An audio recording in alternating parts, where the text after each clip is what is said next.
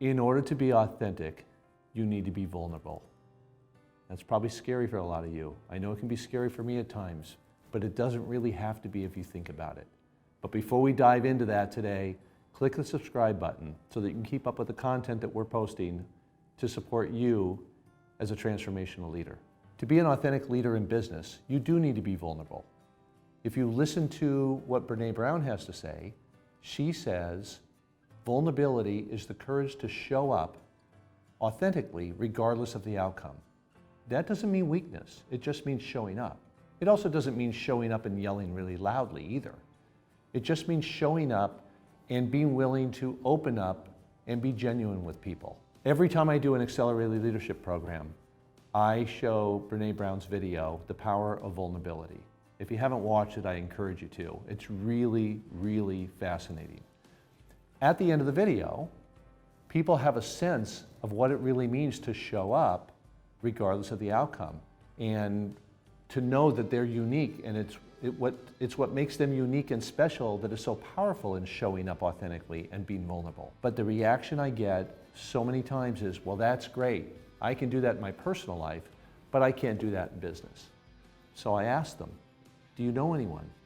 Do you know anyone in business, either in our company or outside of our company, that you believe is a leader that shows up authentically? Of course, without exception, they always come up with names. One of the names that came up at our company was Tom Rothman. He was one of our chairmen at Fox. The thing about Tom was he was intense, he was passionate, but he was also vulnerable and available. You knew where he stood on things, he was open and real and honest with you, and you knew where you stood with him. And because you knew where you stood with him, it was an exchange that sort of happened where you felt connected to him. If I'm vulnerable with you and you're vulnerable with me, our connection is going to get deeper. We're going to develop a higher level of trust and respect, and that trust and respect that we have with each other will develop into loyalty. There's a lot of stickiness and retention that's built around being vulnerable and connected to people. I have an expression that we use at our company all the time. We are better together than we are alone. That just doesn't mean being physically present. It means being connected and developing that trust and respect. Vulnerability is an incredibly powerful tool. I use it all the time.